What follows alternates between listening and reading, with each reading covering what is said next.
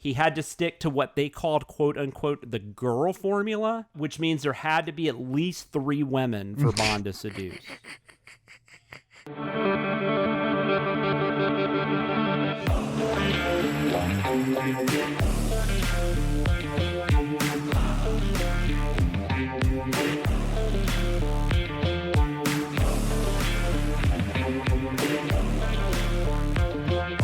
Welcome to Gold, Diamonds, and Death, a James Bond podcast. I'm your 00 host, Jonathan Watkins. I'm a writer for all things under the Cinemasins brand name and co-host of Behind the Scenes podcast. Joining me each and every week for this endeavor, co-founder of Cinemasins, co-host of the weekly podcast, Recotopia, owner of Cats. Yep. That's really true. Loves The Truman Show, I think. He's got a poster behind him. Pretty, and, yeah, you're not lying. And he's a good friend of mine. Mr. Chris Atkinson, how Hello. are you doing? How's it going? How you doing? I'm doing well. I am just pumped to talk about James Bond going undercover as a Japanese person. Yep. And helicopters. And Yep. So maybe we should just get into it. Maybe. This week we are talking about You Only Live Twice is what we're talking about this week. It is the 5th official James. I just want to say, even though this is not visual, I said 5th official and held up my hand to Chris with 4 fingers up. Yep, he did. That happened. It is the 5th official in the Eon Pictures canon. It is the 6th film we are talking about because last week we talked about the 1967 spoof, I guess is what we'll call it, adaptation of Casino Royale. So please, if you have not listened to that, please go back. That ended up being a much more fun movie to talk about than I thought it would be. So let's go ahead and start talking about You Only Live Twice. And we'll kick off our first segment, which is called Eon FLUX. This is a journey. I'm gonna make a movie! We have to go back, Kate. Wow, how did you know all that stuff? I did my research. I don't understand any of this. What the fuck is going on? We are going to scour through the history of Eon Productions and give you all the highs and lows that went into the makings of these films. So everybody knows, I do get my information, some of it from just online searches and whatnot. If there's somebody I need to give credit to, I definitely will. But I typically get it off stuff like that, or I also am reading a book right now called Nobody Does It Better, The Complete, Uncensored, Unauthorized Oral History of James Bond by Mark A. Altman. And that's a high recommend because as much as I talk about what happened, that book's got so much more in it. So high recommend if that interests you. All right, so You Only Live Twice, which I actually kind of forgot how literal that title is. Yep. And they make it very, very, very literal by the time the movie's over. Which is weird, and I'll get more into this when I talk about the book, because that's not something that happens in the book. So it's kind of odd that, they made it that specific. But anyways, You Only Live Twice, I already said it's the 5th film in the franchise. Obviously, the 5th film starring Sean Connery. We've only had 2 directors with the first 4 movies. With this one, though, we're getting a brand new one. His name is Lewis Gilbert. He turned this down and then decided Albert Broccoli called him and got him to change his mind or sent a letter through a pigeon. I don't know. Yeah, he was hot off of Alfie. Yes. Yeah, that's what I was going to say.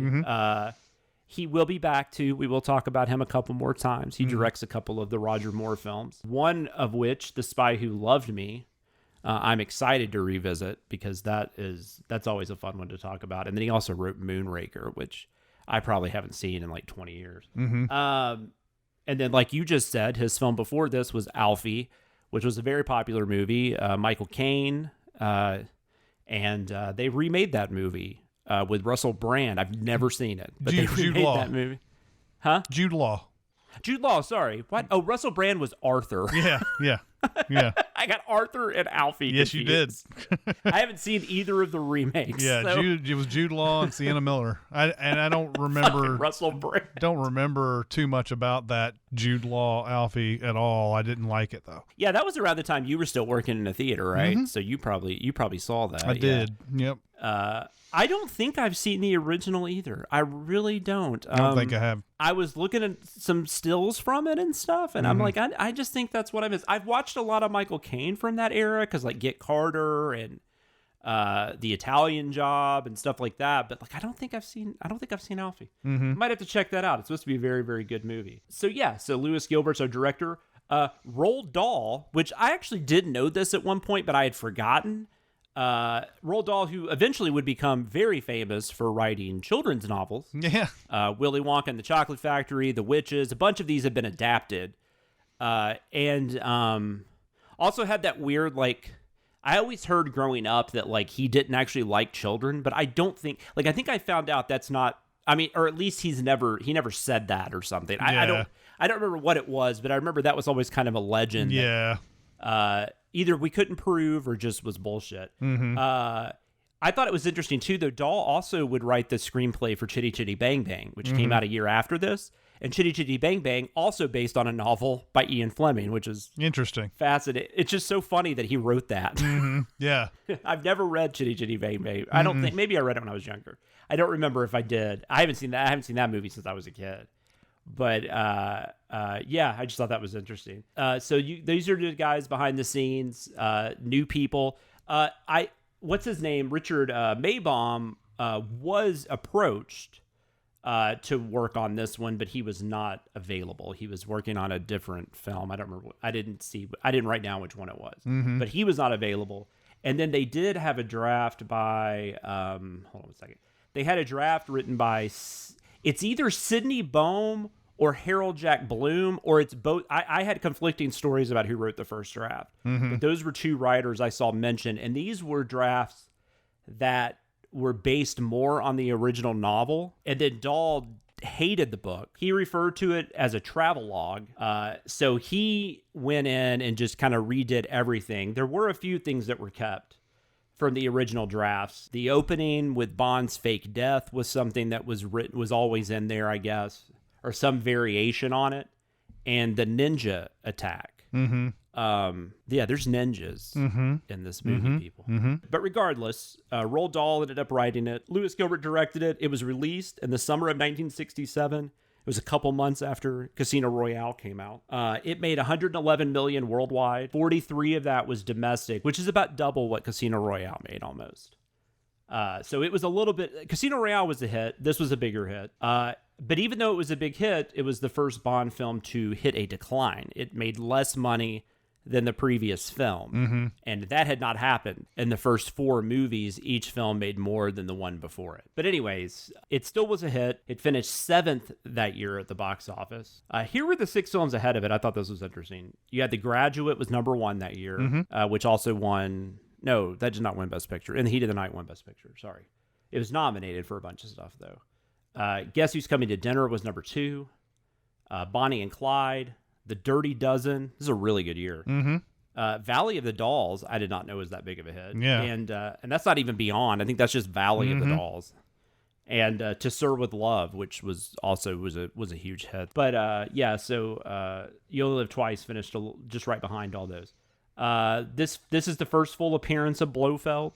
Yep. We actually see Blofeld, played by Donald Pleasance. I just assume everybody knows who Donald Pleasance is because I watch Halloween films a lot. But yeah, he's Sam Loomis, my namesake on Twitter, in the Halloween films, among like just a shit ton of other movies. He's been in a lot of movies. And I guess they had another guy playing him for a while before Donald Pleasance came in. Like in this very movie they were shooting, they had another guy being Blofeld throughout, and then they replaced that guy because they realized that he wasn't menacing enough or whatever. Yeah, that guy is a Jan.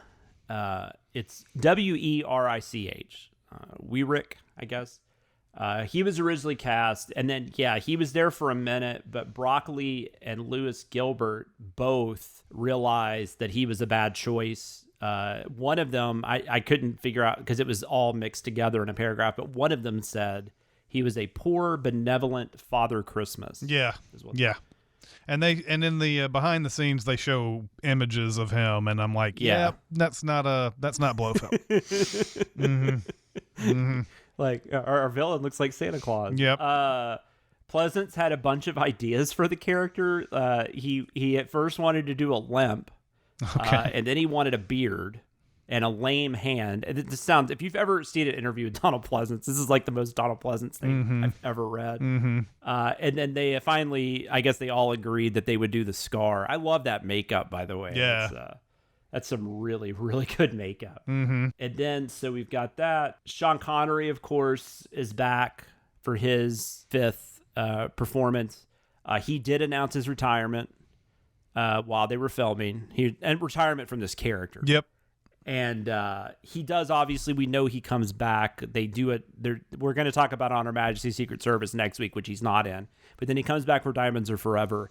And then, of course, he does come back eventually and do the non-canon Never Say Never Again. So he still gets to play him a couple more times. But this was supposed to be the last. Yeah, they were at the end of his contract on this movie. And they were actually worried they may not even get the movie started with before his contract was done, but they got it in pretty quick. But yeah, he did the unusual thing of announcing while shooting that this was going to be the last time. Yeah.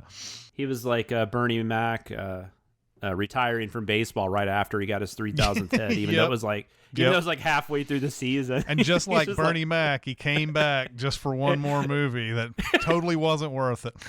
Yeah, Mr. 3002. But seriously, yeah, and it's funny though because of all the adaptations Sean Connery wasn't in. It's crazy that he wasn't in On Her Majesty's Secret Service, because I think for the 3rd time in a row, that was supposed to be the next movie, because it was supposed to be the next movie.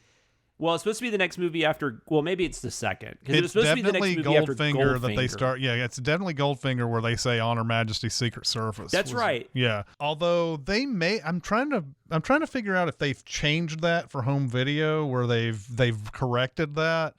Because I don't remember that being at the end of Goldfinger, but maybe it was when I watched it recently. But it was definitely at the end of the original print of Goldfinger that On Her Majesty's Secret Service was next.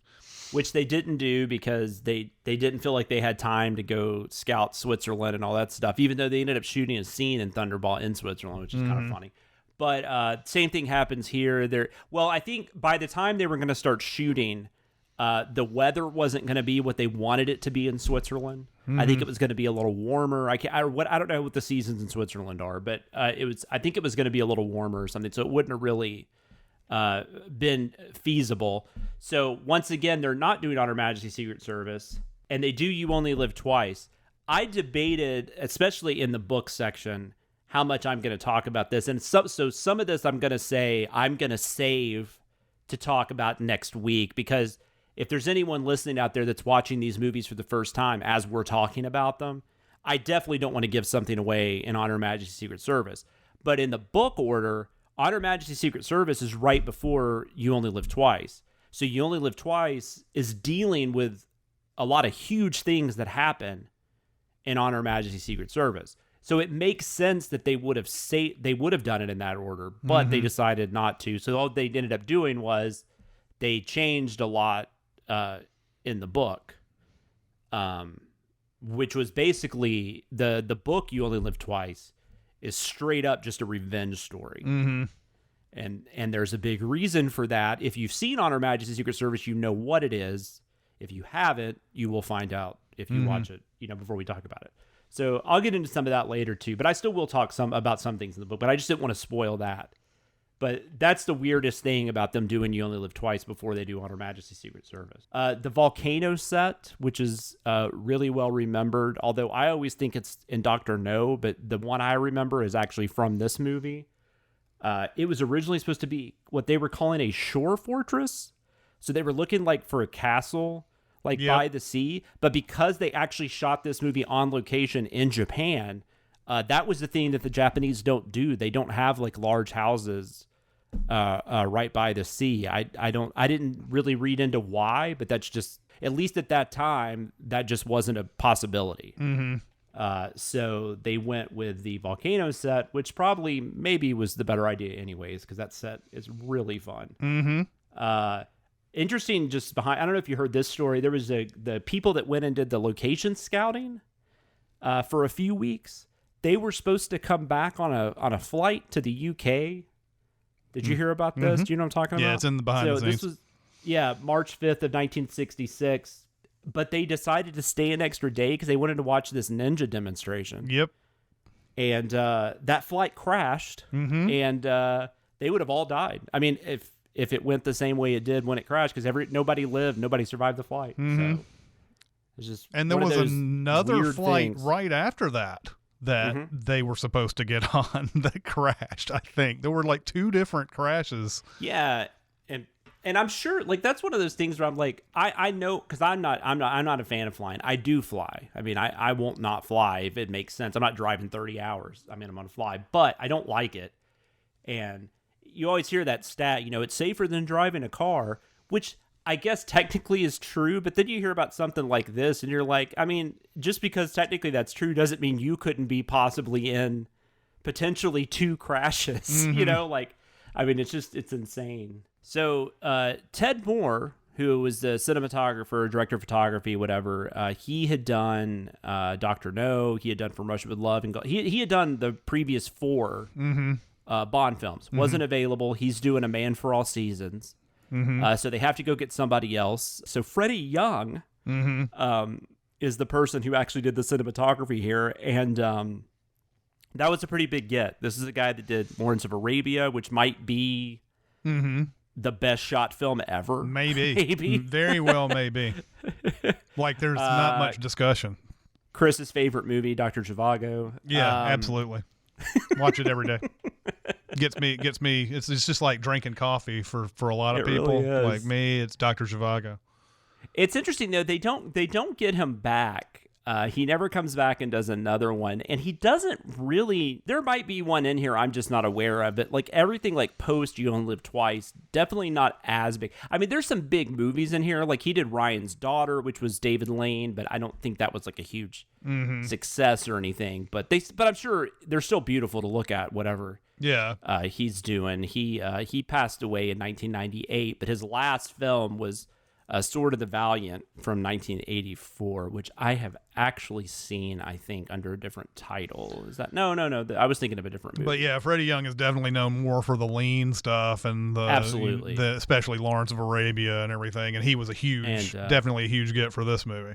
Yeah, absolutely. I mean, Ted Moore has done a wonderful job. But yeah, no, Freddie Young, he knocked it out of the park. And I just mentioned how the majority of the shooting was in Japan. They did shoot, like they did some interiors at Pinewood Studios, and they shot one sequence. They shot the explosions in Spain because they couldn't get permission to do it in Japan. But the movie itself just takes place in Japan, which is interesting because usually with all the films up to now have several locations typically, multiple locations, whereas this one was just straight up in Japan. It's kind of like the really elaborate version of a bottle episode of a TV show in the James Bond franchise. Dahl was going back to Roald Dahl. He was given like pretty much free reign on the script. Like they weren't making him stick to the novel, and they were kind of letting him do what he wanted. But I did find it interesting that apparently they did tell him he had to stick to what they called, quote unquote, the girl formula, which means there had to be at least 3 women for Bond to seduce. Also, there had to be an ally and a henchwoman who both get killed. Like, these are rules that they had for these movies, which just out of all the things you would make somebody put in, that seems like the least important, but that's what they were focused on. Yeah. It's crazy. At least they're finally they finally stopped referring to in the credits continuity girl. They're just saying continuity now. So at least there's one step forward, I guess. Yes. Yes. Almost as big of a deal as women getting the right to vote was. It was very close to that, yes. Oh man.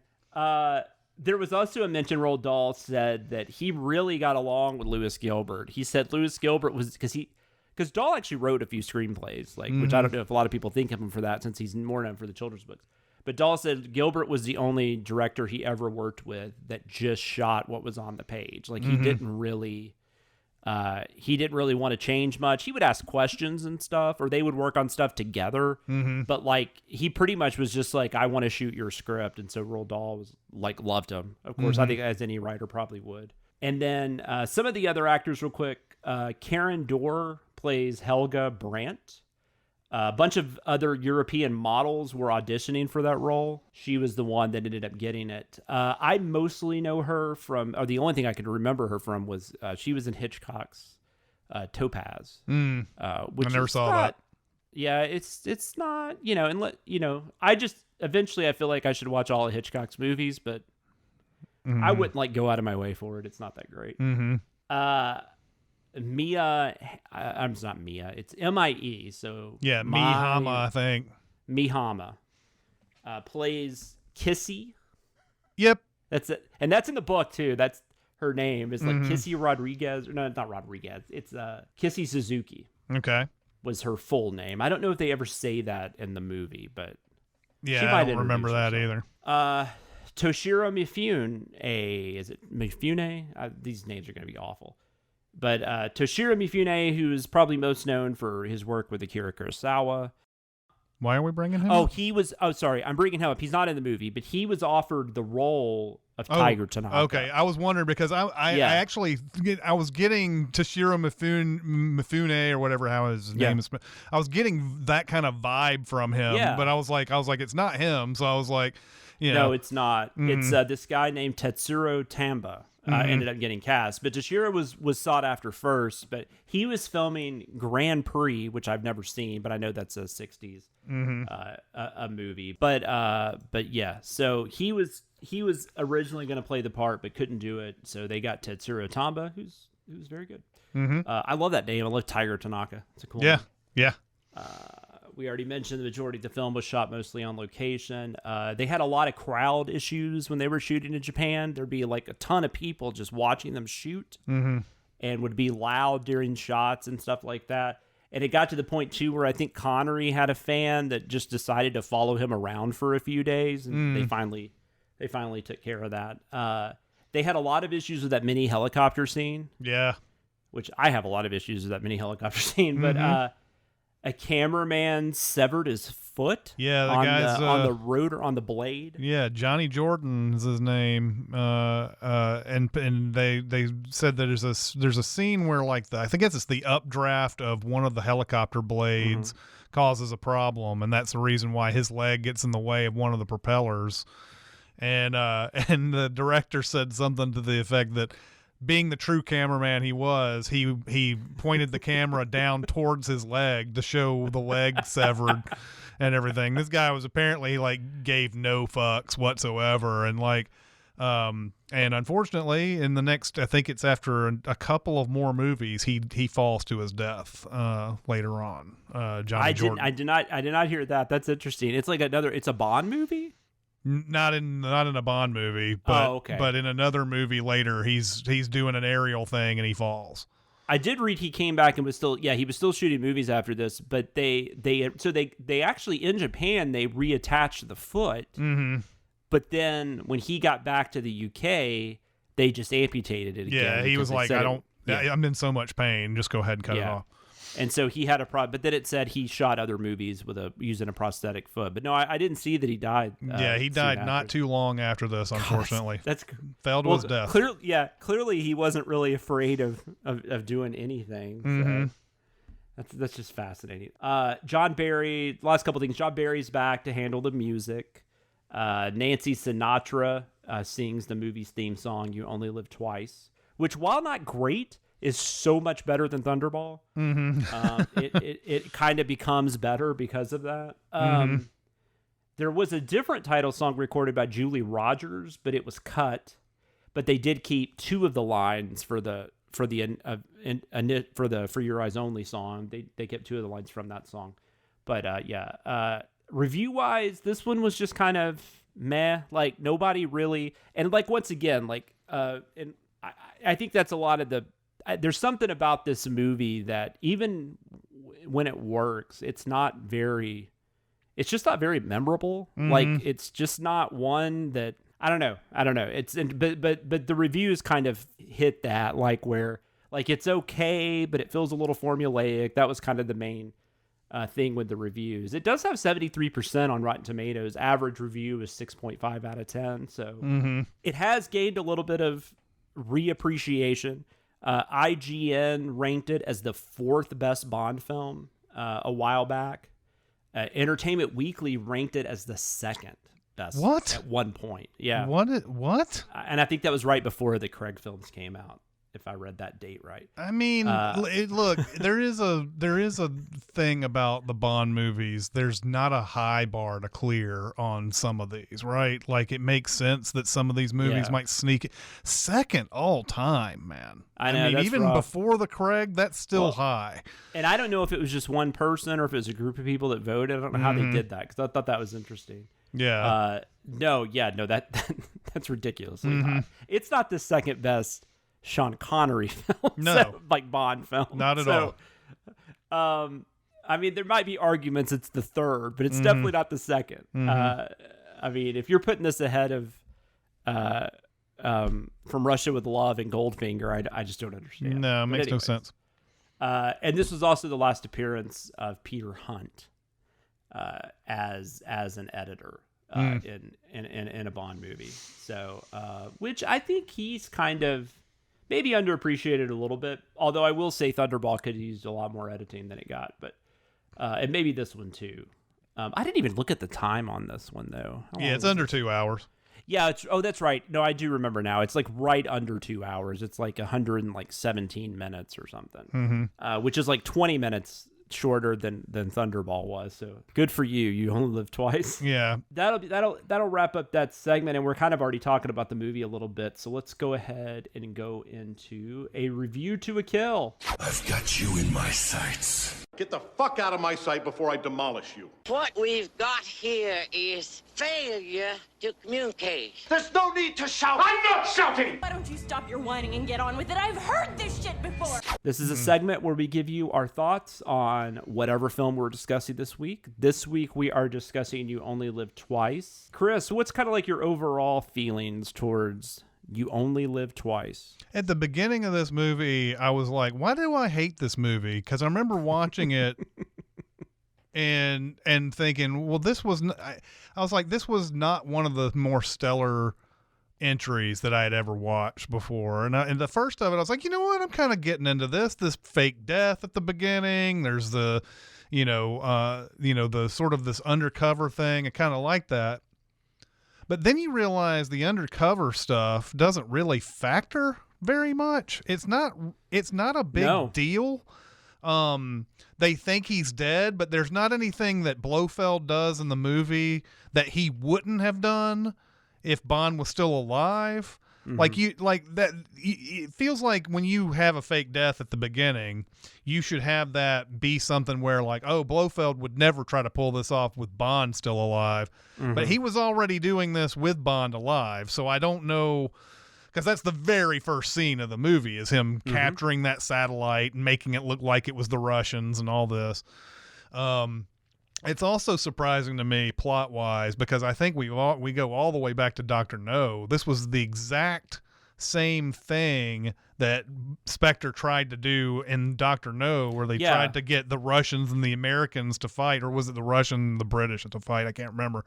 But they don't sit there and think, oh, it could be Spectre. Like, we should know Spectre is capable of this type of stuff by now. But yet the Americans and the Russians are fighting over the possible. Like the Russians would put out a ship that says CCCP on it and go out and try to capture a satellite.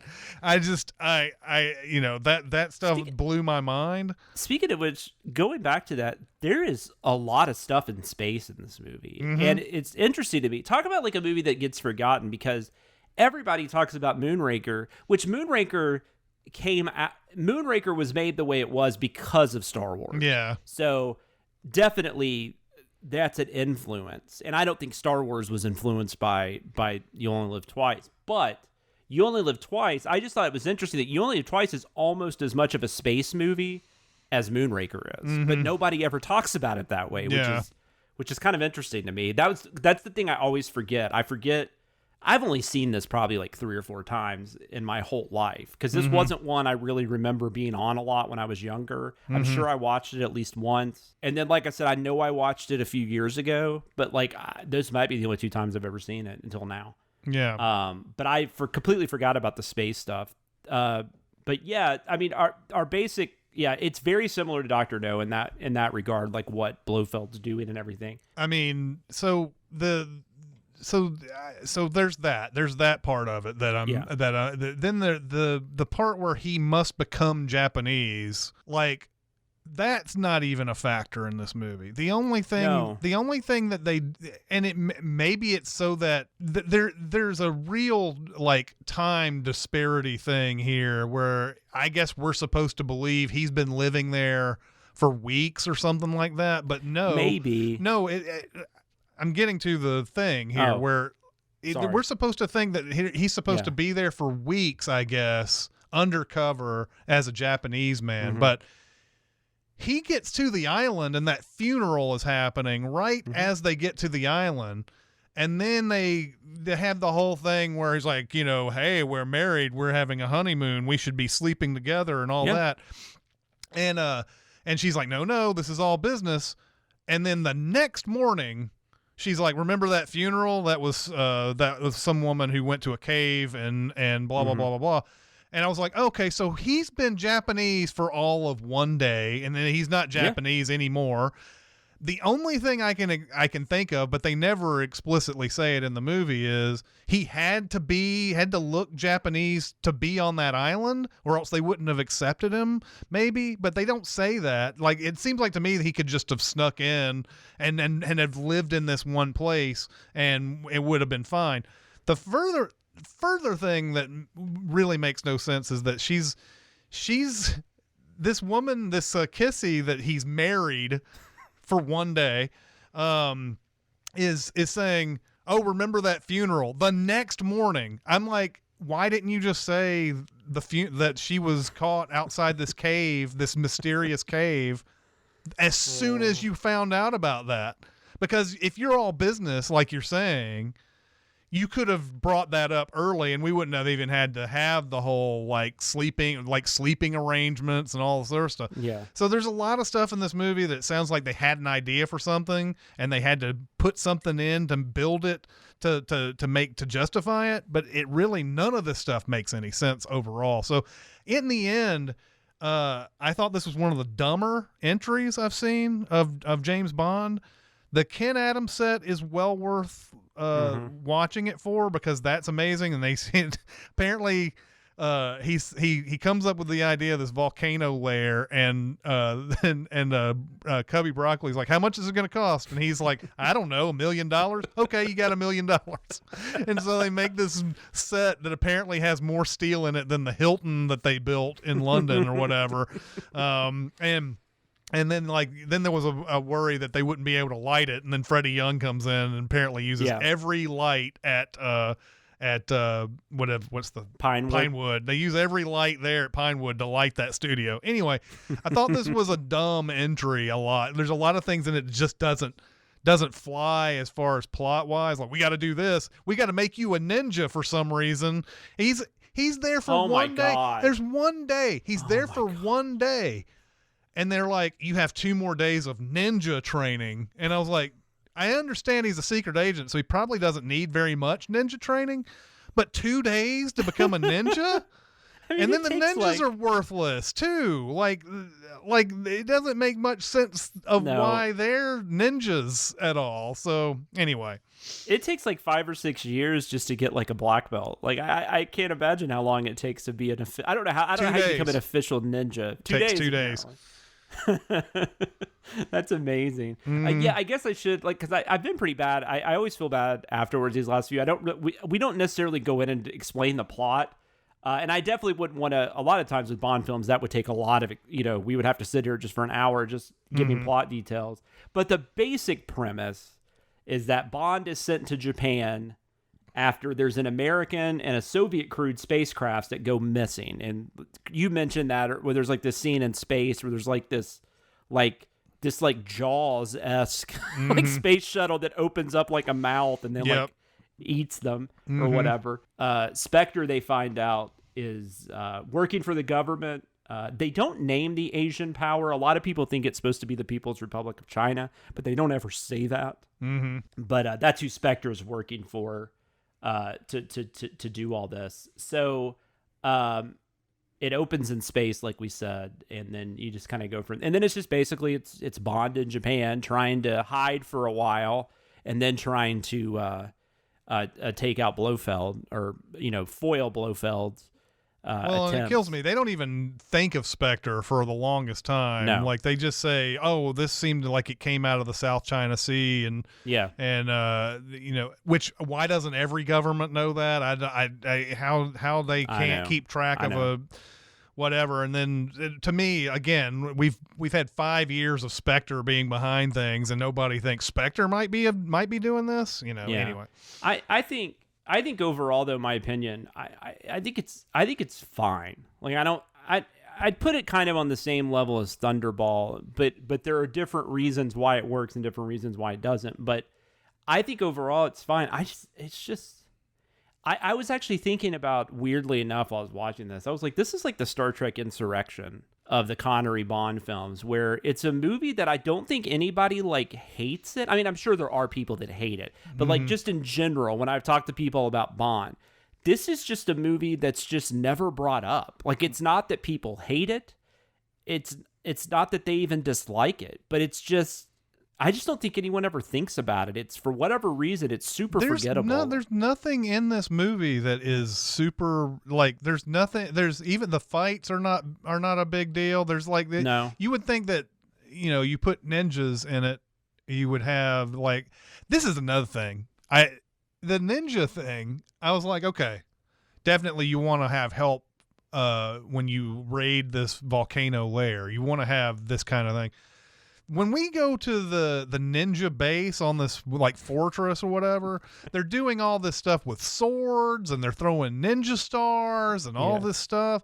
And then when it becomes the volcano lair, they're like guns everywhere. We don't see them shoot guns anywhere in the ninja lair.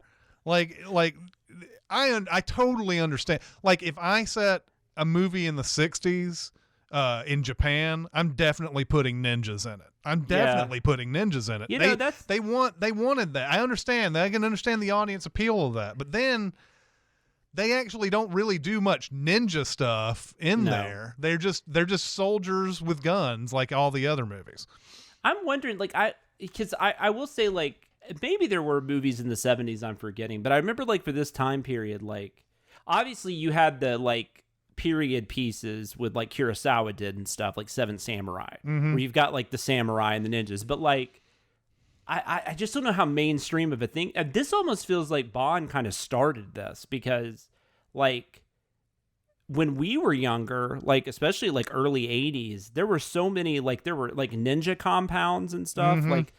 Like, I mean, as a kid, I just kind of thought that was the thing. Like, you go to Japan or whatever, and there's just these compounds where, and maybe there are, but like, I just know in the movies, like, that was such a big thing, especially like with like your Bronson and your Chuck Norris movies and all this stuff that was coming out around that time. But when I was watching this, I was actually thinking about that. Like, I wonder if this is kind of where a lot of this started. I think you might be right, though, because I'm looking at like ninja movies. Like, there were a lot of them in Japan, but like the first American one that pops up is the Killer Elite in 1975. And then, of course, a ton later. And then, like, let's see, like, I mean, it looks like in Japanese cinema there was quite a few, and then in, let's see, there was it sort of died out in the 60s and then came back in the 80s. Interesting. So maybe you're right. Maybe this was sort of a thing that it kind of brought back into consciousness of some sort. At least for like American cinema, yeah. But like, that's the only thing I could think of. There was a few things like that in here. There was the giant magnet, and I was like, is that something we've seen before this? Because like that was a common And what a weird trope. But like that was a really common thing, like these electromagnets that just came out of like, it would just lift everything up. Yeah, and of course, it works in this. If it had been Bond, it would not have worked. But like that was a car that was chasing Bond, and they use the magnet and they throw it into the ocean. And you know, if that had been Bond, you would have seen Bond getting out of the car and all that. These guys, they're dead immediately. But there was some stuff like that. And I heard somebody on a podcast in like the last couple years. It might have been right around when No Time to Die came out. I wish I could remember what I was listening to, but somebody was talking about how Bond used to. One thing that's kind of missing from the current Bonds is that Bond used to be almost like an innovator with a lot of things, which makes sense because I mean, honestly, Bond is what kind of created what we know as the blockbuster. It was a very early version of it, but it kind of throughout. Other it along with other movies kind of helped that. And I kind of got that impression watching this with like the magnet and the ninjas and stuff. But then like even like as early as like the mid 70s though, you're already getting to where Bond is actually copying what's around it. Like you get the blaxploitation film and you get the Star Wars Bond and stuff like that. You get, so I don't know. So I feel like that's one thing about these early movies. It's a little stronger is because they are creating a lot of the guidelines and a lot of the tropes, and they're not trying to be other popular things because there's nothing else out there like this, right? But then you get to like the Craig films, and they're doing like Jason Bourne kind of stuff, and even like Dalton. I've heard that like License to Kill. I've heard people refer to as like what if Joel Silver produced a Bond film? Sure.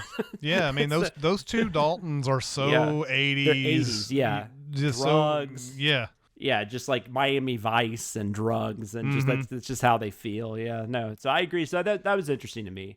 I love Pleasance. Love Donald Pleasance. But that's not that odd. I mean, he's just so that guy, I don't know. That's a guy I wish I could have talked to before he passed away. Because I bet he's just a fascinating person to have a conversation with. Yeah. Because he is just unhinged in just about anything he does. It's like, it's funny getting older and rewatching him in Halloween. And I'm sitting there thinking, like, how did anyone let this guy near anybody? Because, like, he's insane. Like, he uses kids as bait. Against Michael Myers, it doesn't think twice about it. Well, and this is after like shooing kids away from the house and everything. He uses them as bait later. So no. He like if you watch Halloween 5, like he totally like sets Lord Jamie the Danielle Harris. Yeah, Daniel Harris's character. He totally sets her up and like tries to lure Michael like out of the shadows. So it's terrible. But also very funny. But yeah, no, he's great. I love the makeup. But the main thing about this movie is it just fucking looks amazing. Like it's just, and it's I think it's a mix of Ken Adams obviously, but then you've also got Freddie, was it Young? Freddie Young, yep. Yeah, Freddie Young. And that's the thing that that's the thing that got me when I was watching it a couple nights ago, was that like I could just look at this movie forever.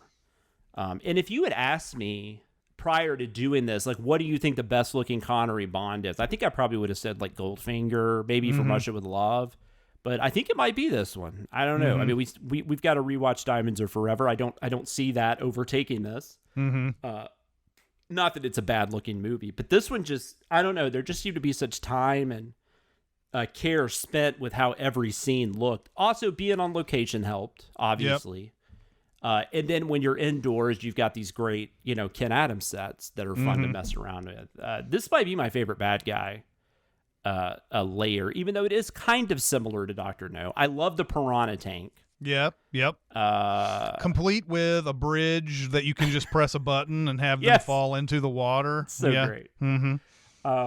I almost I've never looked up but I know piranhas will eat you. So I mean, I'm sure that is pretty close to what they actually do, but I don't know. I've always been curious. I imagine, I don't know. I honestly don't know, but I thought the skeletonize somebody in a matter of seconds was a myth. So maybe... I think that's a myth. Yes, for sure.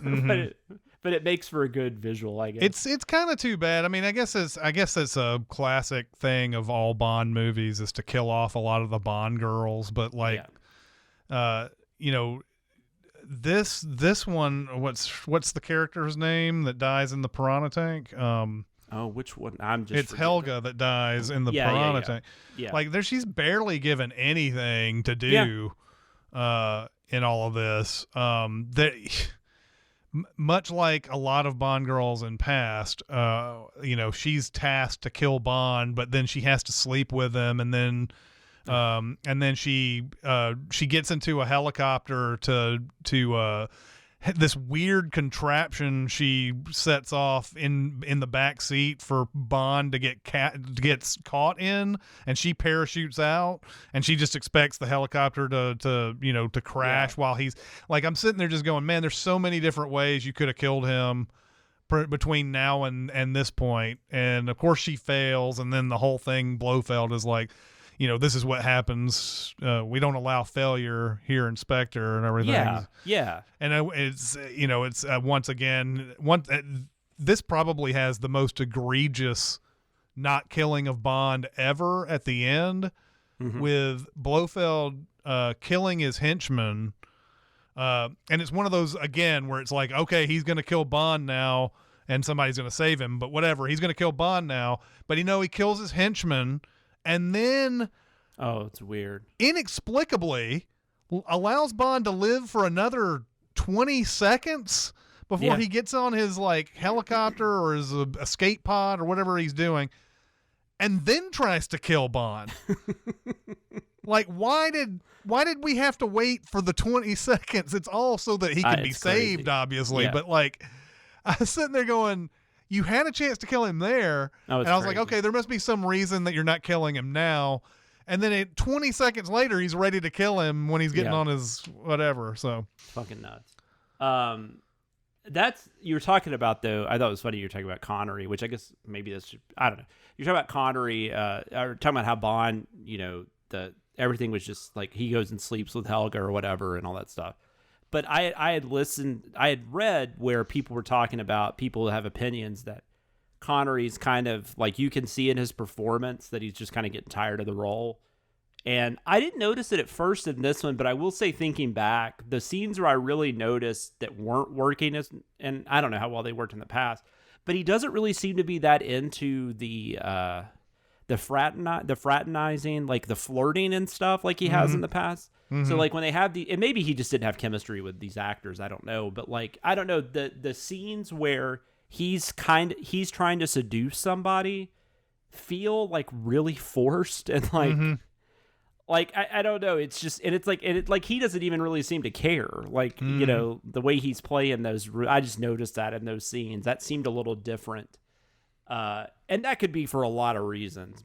It could have been the way it was written, you know, because Dahl obviously thought it was stupid that he had to make sure he had 3 women that you know, and all that kind of stuff. So I don't know. And then, like you said, that girl dying just feels so stupid. But then that's also in the couple of rules they gave Dahl was there's got to be a henchwoman that gets killed. That's what I'm saying. Like, it's just, but she didn't get a chance to do anything really, and she's then not a character.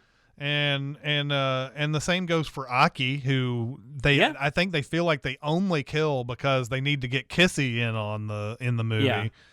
Well, and Kissy's the only one from the book. The other 2 were created. But Aki is there, and she's awesome for the most part. I'm glad that she gets a lot of stuff to do in this, but then practically for no reason at all, an assassin comes in and misses Bond because of some weirdness, and just like they make fun of, I guess, in Grosse Point Blank later, doing the exact same thing. They drop the poison on the string, and and then something happens where like Bond is like has to change over in bed. He has to like put like you know, he has to move while he's in bed, and then she gets right underneath the string and gets a drop of poison. It's like, yep, bye, Aki, you're done. We have to get the 3rd Bond girl in here somehow, so let's do that. Well, I understand why you have to be so like that poison has to drip that way and that slowly. I mean, it's ridiculous. Like there's not like a better way to transport that poison. I don't know. Yeah. Like, I don't even know how you could aim it that well. And it just looks like a giant loogie, like, coming out of the... It does. It's so gross. But yeah, I think overall, though, we could probably get to the rankings here in a second. I don't know that I have much more to say about this, because there's just not a lot to say about it. Like, it kind of weirdly feels like if you could have a bottle movie, I guess, in a franchise that's kind of... And I feel like all the Bonds, at least the four main ones, the ones that did four or more movies, I feel like they all have this movie that's just... It's not really... It's not like so bad it's interesting to talk about, or so good it's interesting to talk about. It's just right there. Mm-hmm. It's like a Ron Howard James Bond movie. It is. Well, and I think part of it too, I mean, we talked about like how nice of a guy Lewis Gilbert was, and how he was very just, oh, that's what you want to do? Let's just do that. Oh, let's just go with what's in the script. And maybe that has something to do with it, because he, it doesn't really seem to have there's nothing unique behind it. Like, there's not like, I don't know if that's right, but like, no, it's just like, when you hear about people who get directing gigs on TV, it's like they're not really doing much other than just ensuring certain things happen. The showrunners are the real people who are deciding what's happening on the show. So they can get any director a lot of times. I mean, there are some directors who have over the years gotten a lot of credit for how a show looks a lot of times, or if they're like a particularly good action director, they're like, okay, this guy does a really good job with the action and so forth. But most of the time on TV series and things like that, it's like, it's not really them in charge of very much. And I get the sense that after four Bonds, that the director is kind of there to just ensure what the producers want, and that's honestly, that really might be the case moving forward, because that's director is just not something I think about, with the Bond movies. I mean, and the producers, and that's partly why, like, there are reasons we've never gotten like a Steven Spielberg Bond movie or a Quentin Tarantino Bond movie, because there's no way that they would get the control they normally have, because the Broccoli's and Saltzmans and whatnot, they are the ones that control this franchise. It's not the director. So I think that's one thing. I'm not even sure if directors even become a factor in this until maybe Martin Campbell comes up, because that's sort of like, he's the one who's sort of credited for getting Bond back to Bond with GoldenEye, and then he's also the director on Casino Royale as well. That's true. And so he's sort of given credit for kind of like revamping and everything, but I don't know. I mean, when you look if you look at a director's work outside of Bond, like, how much of that is just, I don't know how much of that is him that's in the movie. Exactly, because I remember, like, Sam Mendes, when did he do Skyfall? Yeah. I remember when that came up, people were giving him credit. We're talking about like, oh yeah, Sam Mendes brings a little more visual flair, but honestly, it didn't seem any different to me than like Mendes is a great director. I'm not, but I wasn't like walking out of Skyfall going, wow, that was so Sam Mendes. Yeah, exactly. I mean, he probably shot it better than, maybe. Yeah, you're not sitting there thinking of like American Beauty and Road to Perdition and all these movies when you're watching those Bond movies. Yeah, I don't like, the director is not something with the Bond films that really ever, in my mind, stands out. I mean, there are better looking ones like this one, but I think that has just as much to do with Young and. Yeah, I get the sense that most times that you watch a Bond movie, the stuff that the director gets credit for on those movies are more behind the scenes than than what you see on screen a lot of times. Like, do we think that this movie would be any different if Guy Hamilton did it? I mean, it doesn't seem like it would be. Young. Yeah, or Terrence Young. It doesn't really seem like it would be. No. I mean, it could be some subtle things, but overall, it just looks like the same stuff that we've been seeing. So, Unless you have anything else to say, we can get into the rankings. we can do the rankings. All right, for our rankings, we are going to rank this film in 5 different categories. Our scale will be based on something that Bond holds near and dear to his heart, as long as they are shaken and not stirred. So for each category, we will rank from 1 to 5 martinis, 5 being the best damn liquid that has ever passed your lips, 1 being the well liquor you had to settle for or were too drunk to care that night. Our first category is just the story, our overall feeling just toward the movie in general. Yeah, the story starts off great. I think I think that's a good idea. It's just that it's not executed for me. Like, to fake his death, I just kind of wish it meant something more to the overall movie. We barely talked about that, by the way. Yeah, go ahead. Yeah, the fake death at the beginning so that people think Bond is dead. Yeah. Feels like it should mean more to the movie overall. So it doesn't, and so therefore I'm kind of left cold on that. I like the one scene where he kills the assassin, he puts the mask over his face, and then he goes to that guy's car, and he drives to that Amato whatever chemical plant and all of that. I mean, there's a couple of nice scenes here and there, but I think there's so many things in here that they're like, we've got to fake Bond's death. We've also got to turn him into a Japanese person. We've got to make him a ninja.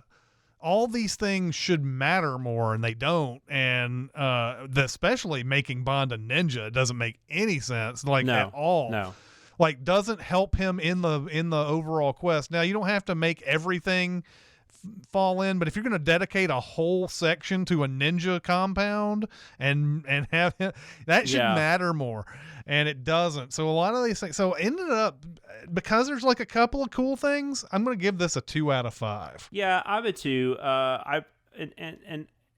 Which is what I gave Thunderball. I probably should have given Thunderball. I was closer to a 3. I think this one I'm actually closer to a 2, but 2.5 or whatever would be kind of the dead spot. It would be like probably the perfect spot for it. We didn't talk a lot about that opening though, but that does play into the story because it's one of those things where there's really no suspense because we don't think Bond's dead. Right. And I can't imagine people in 1967 thought he was dead. No. So, and then also since we've actually seen them kill Bond, spoiler alert. They've already done that in From Russia with Love. Oh, and From Russia with Love. That's true. Yeah. Well, they did a scene like that, and this isn't the last time they try to pull this crap off either. Mm-hmm. So I find that kind of irritating. We also, honestly, we kind of, and I don't want people to be irritated. We didn't touch on it because we did mention that they make Bond go undercover as an Asian person. I thought that was interesting because it played completely differently to me than I thought I would. It's still not a great choice because it really like you said, it has no bearing on the overall story because they find out so quickly that he's not Asian. But it was also kind of funny to me because all they did was they did some prosthetic eyebrow thing and then they gave him a wig. I mean, that's basically like all they did, at least from what I could tell. He kind of just looked like Mr. Spock. He kind of like Spock. Yeah. He's Japanese in this movie for about 5 minutes. Yeah, it's weird. It's like it's not there. And I mean, obviously, I totally get why people would be offended by that. Totally get it. But at the same time, it's not like Mickey Rooney. Yeah, he's not. It's not for a joke. Yeah, it's not for a joke, and he's not playing someone who like that a Japanese actor could play. He doesn't change his accent. This is a case of him actually trying to get a disguise. But at the same time, it's just not used at all. No. I just feel like if you're going to do that, then you need to make it where he actually has to be Japanese to get into something. Yeah. And maybe it is that island that he's living on. But like we've said before, that island where he gets married and he has to take up housing and everything, all of that's resolved in one night. Mm-hmm. So and like I said, maybe we're supposed to believe he's been there for longer, but like The fact that the funeral is happening, and then the very next morning, she's like, "Oh, that was that woman who was killed by the cave." So it's like it doesn't factor in. Like, it sounds like a great idea for Bond, for him to, but it doesn't factor. So it makes no sense. It kind of feels just like a Mission Impossible mask. Like, that's kind of what it feels like. It's just one of these things just for, hey, that'd be interesting. Let's make Bond. But then they didn't have anywhere else to go with it. Yeah. But he looks like Spock. Like Sean Connery's like a big guy, so he's got big ears already. Mm-hmm. And then you put that little like short hair cut thing on him. Oh my God, it looks like Spock. It's hilarious. Yeah. I'm going with 2 as well. But I did want to mention those things because we didn't talk. We kind of touched on it, but didn't get too much into them. In fact, the thing that really turns me off, and it's early on, it's our first scene with Bond where he's in bed with that woman, and he makes a comment about basically how she tastes. Yeah, why do Chinese women taste different or whatever? And he starts speculating on what they eat and things like that. It's like having Peking duck versus having like a burger. I can't remember how he says something. It's really weird. Yeah, really insane. Yeah. And then she says you would like my duck or something. Right. Yeah. It's so weird. Mm-hmm. But anyways, the Bond, which is Connery, I liked him better than I thought I would because in my mind I was thinking he was going to be kind of checked out, but he does fine. I mean, he's not this doesn't stand out to me, but it's also not bad. It's still Sean Connery. Mm-hmm. So I would give this a 3. But it's a very borderline. I'd give him a 3 here. And I haven't really registered that he, in the movies themselves, he doesn't look like, I don't feel like it looks like he's super bored. Maybe some people are reading that. Yeah. But I haven't gotten that yet. I mean, maybe he is. Maybe because behind the scenes he might have been bored. Yeah. That you're reading it on screen, but yeah, probably. So far, he seems about the same to me in all of these. There might be a little less humor, and you alluded to the fact that he's not doing the flirting and all this like he used to. He's not doing as many like one-liner jokes. There's one really bad one-liner in here. I can't even remember what it was, but I was like, yeah, that's pretty basic. But he's not doing a lot of that. And all the stuff that they did in the earlier ones with the hat gag, they do that in this one as well because there's the secret submarine that he gets on and he throws his Navy cap on it. They do the hat gag on this. But there's not as much, like Moneypenny stuff in this, and there's not No, that's like 2 movies in a row too. Where so if there's anything to be read about it, I would say that they've cut out a lot of the silliness, I guess, and it seems like more serious, and it seems like he's not having as much fun because the movie itself is not as much fun. So maybe that's what it is. No. Well, it's which I'll talk about this in the book. It's a pretty it's probably of the ones I've read so far, it's the darkest. Which I wouldn't say this is the darkest movie, but the book is really dark because he's kind of unhinged and just wants revenge, and it's not like a rah save the day, England kind of thing. It's more dour and sad and depressing and. Anyways, so I think even with the movie trying to change things, maybe they didn't really change the character. So you've almost got like this kind of more brooding Bond, but he's not in a situation where he should be. I don't know. There's all kinds of possibilities. So the villain and / henchman, I mean, the villain is Blofeld. I mean, Pleasance might be my favorite thing about the movie and might even be one of the main reasons I would recommend it outside of just how visually appealing it is. Mm-hmm. But I still can't really go above a 3 just because he's just so limited in what he can do. So yeah, don't be fooled by the fact that we finally get to see his face and all that. And this. Yeah. And his plan in this movie is awful. As much as I like Donald Pleasance and as much as I like Blofeld and the whole thing, none of this other than the piranha pool and all that, there's not much to go on. And the henchman, like we talked about, Helga in this, doesn't have very much to do other than stupidly try to kill him after sleeping with him. And the other guy that that he uses, Amato, I believe is that his name? I can't remember what it is. That guy doesn't have much to do. But yeah, well, Helga's a good point too, because we had like such a badass female hench person. It's Osato. I said Amato. Yeah, it's Osato.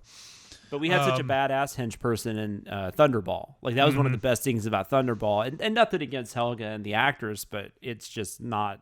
I don't know. It just I don't know if it's probably just the modern day sensibility. I get tired of these women who are like, I want to fuck Bond, but then I'm going to kill him later. Like that's it. Like just can we just not have can we just have somebody who kills him and wants to kill him right off the bat? And I understand you have to save him. You can't kill Bond for real. Exactly. But you can we do something other than that? All right, so next is the Gadget/Gizmos. I thought this was probably the most interesting batch of those so far. I loved the cigarette gun. Yeah. Well, maybe it's not the best, but like I don't know. I just really like the cigarette gun. I guess you count the helicopter, which in theory is kind of fun. But I just don't really get that scene. But like, there's not much. Also, there's not much that they do with the helicopter. I mean, he uses the flamethrower and he. There's like 4 other weapons, but I don't think he uses nearly all of them. That was a dangerous scene to film, and that's what I was gonna say. Then you find out how dangerous it was, and that really takes kind of some of it away too. And like, you're just like, I don't know, if that was worth it. But it's just one of those things too, where it's like.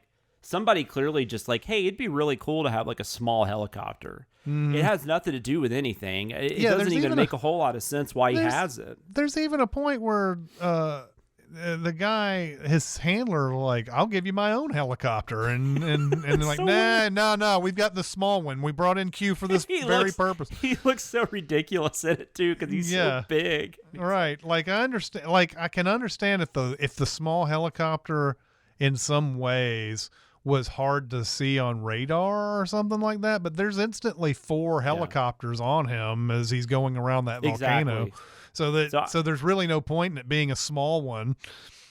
So I ended up going with a 2 on this one. I almost kind of want to get rid of this. We might get rid of this category because I don't think it's as interesting as I thought it was going to be. No, the gadgets I think get good later. I think maybe. So too. Yeah, they get a little better. But I mean, they're I would probably silly. give it a 2 as well. And then the song. Which is "You Only Live Twice" by Nancy Sinatra is doing the vocals. That's Frank Sinatra's daughter, right? Think so. Sister, daughter. I think it's his daughter. This is my sister and my daughter. I was just wondering because she is eldest daughter. Okay, and her mom's name was Nancy. So I guess I most know her for what is it? These boots are made for walking. Yeah. Is that right? What? Is that what she did? She did that? Nancy Sinatra did that? Now you got me. These boots are made for walking? I think she at least did a version of it. Nancy Sinatra, yeah. These boots are made for walking. Okay. Yeah, and then Jessica Simpson, of course, covered it in Dukes of Hazzard. So, yep. You know. Yeah, she did. Notably, yes. But the song's okay. Like I said, it's a lot better than Thunderball. Well, it's better than Thunderball. But it's still not anywhere near what they become. This is one where the singing isn't very like it's not Nancy Sinatra it's the lyrics and the song like those that none of the singing part does anything for me. The orchestra part is very famous and well known and is great. Cause it does that, whatever it is. It's got a great like instrument section for this. So I like that part. And then they wisely like use parts of it in the movie where it's not the singing and everything. But so based on the instruments and the orchestra behind it, I would give this a 3, which is probably too high for this song. Cause the song itself is not memorable. Like the lyrics and everything like that. If you just give me the instrumental of this, I'm down. So I agree. It'd probably be more like a 2.5, but yeah, I'll give it a 3. But I mean, it's definitely not one that I'm going to think about. But I agree. No. The John Barry-ness of it is very good. That man is very talented. All right, so that was our kind of feelings on the movie as a whole. Those were our rankings for our fun categories. And next, we will go and lastly, I guess, we will go to a section called The Spy Who Reads Me. Reading is one of my very favorite things to do. Whoa! I'm not reading that crap. Summarize it in one word. Now you want to talk about reading? Let's talk about reading. How can you read this? There's no pictures. Cinemasins might have taught you that the book doesn't matter, but for this segment, we're willing to concede it at least kind of does. We are going to give you the nitty-gritty on what is similar to what you saw on the screen, what is different, and there will be plenty of what the hell was Ian Fleming smoking when he wrote this. Pretty much nothing is the same. This is the first book where they took the title, they used the setting, but then they didn't really do much else, and they really couldn't because, and like I said, I'm gonna have to get a little more. I'll get more into detail about this next week when we talk about On Her Majesty's Secret Service. But because this book followed On Her Majesty's Secret Service, there is something that happens at the end of On Her Majesty's Secret Service that greatly affects Bond, and so in this book, that's what you're dealing with. He's depressed. He's not really wanting to do anything. MI6 and especially M are tired of him and are trying. And this is a confusing part of the book because I mean, I feel like they could just fire him, but they're trying to find like basically like almost like just stick him somewhere where he can't really cause any trouble, and maybe he'll get so tired of it he just quits on his own. It's kind of one of those things. So they send him to Japan, which this ends up becoming a revenge mission because when he gets to Japan, he's supposed to be gathering intel. So that aspect of it is correct, but there's nothing about space or anything like that. It's this decoding apparatus called magic, and that he needs to go get some intel on. But when he gets to Japan, there's the Japanese authorities say, while you're here, we need this person assassinated. and he's like, yeah, I'm pretty pissed right now, so I'll just go kill somebody. Sure. And for him, and the character's name is Dr. Shatterhand. I really want to know how long Fleming thought about that. Of course, Fleming probably wasn't feeling great at this point in his life because he doesn't live much longer. Dr. Shatterhand ends up being Blofeld. And Blofeld has a lot to do with why James Bond is really upset. And so James Bond, and I will go ahead and give the book away since we're talking about the book, but Blofeld gets killed in the book. And it's dark, man. Bond is just like strangling him for what feels like 24 hours. And again, you're not spoiling, but this is based on what happens in On Her Majesty's Secret Service that he does why this. He's so irritated, why he's just so distraught and just can't, function. And so he kills Blofeld. The only other thing I want to mention is there's this thing at the, and I haven't read the book that follows this, which I think maybe is Octopussy. I can't remember. But I'm really interested to see what they followed this up with. So towards the end of the book, like in the process of him killing Blofeld, he gets knocked on the head and he has amnesia. So at the end of the book ends on him being he thinks he's a farmer or something, and he's basically going to stay back in Japan and just become a farmer because he can't remember anything anyways. He's with, what did we say? Was it Kissy? Yeah. He's with Kissy Suzuki, who is like one of the characters that's actually in the movie. Kissy, I think it's Bond, Blofeld, and Kissy. I think maybe that Tanaka's in the book too. I didn't write that down, but I'm pretty sure he is. But I know Kissy's in there. And then we also find out, and since Bond has amnesia, he doesn't know about this, but we also find out that she's pregnant with what we assume is his child. This book feels like, when I was reading this book, the thing I noticed most about it is that they pulled stuff, I think, from this book or they pulled some ideas for Daniel Craig. This feels very much in the same vein as the Craig films. Yeah. And so it really felt like this was one they probably were looking at, and On Her Majesty's Secret Service, and kind of taking some of those aspects and then putting them into like Casino Royale, and kind of making that part of the Vesper Lynd character That's kind of how it felt while I was reading this. It's I don't agree with Dahl. I don't think it's terrible. I don't think it. I mean, but I will say he mentions that it's like a travel log. There's a lot of I feel like Fleming just took a course in Japanese culture or something. I mean, there's so much description in this about just Japanese culture and stuff like that. It kind of almost felt like, I don't know if you ever read Rising Sun, the Michael Crichton novel they made. I did. Yeah, it felt a lot like that, because that novel really digs into like the way like Japanese businessmen and stuff act with each other and stuff like that. That's kind of how this felt. So, but it's very different. It's like I said, it's just everything about this novel is different. Just even like the tone of it is it's much darker. It's all about revenge. And that's pretty much the whole book. It's a real quick read, though. Like, this is probably the fastest I read any of the books. I think I just read it like in an afternoon. Well, and strangely enough, Rising Sun starred Sean Connery. That's true. I didn't even think about that until now. The main thing, I've never seen that movie again since the theater. The only thing I remember about that is they changed the killer, which was dumb. Like, it made no sense, because everything else they did was the same. But they just made this other person the killer, which... Yeah. So thank you guys for joining us this week. We hope you will join us again next week when we will talk about On Her Majesty's Secret Service, which is not Connery, but Connery's not gone. He'll be back. But we will be talking about George Lazenby, who is kind of an interesting individual. So that'll be fun to talk about. Also, before we go, we have social media. You can reach us on Twitter. We are at GoldSpy007. You can also reach out to me directly on Twitter. I am at SamLoomis13. You can email us at golddiamonddeath007@gmail.com. And if you like this podcast and other things under the Cinemasins brand, we also have a Patreon you can join at patreon.com/Cinemasins. And if you have a second to leave us a 5-star review at your podcast listening app of choice, we would appreciate it. Yeah, we'll talk about that next week. So until then, keep the martinis dry and shaken, the Baccarat shoe moving, and the Aston Martin fully gassed. This is Chris Atkinson and Jonathan Watkins signing off. We'll see you next mission.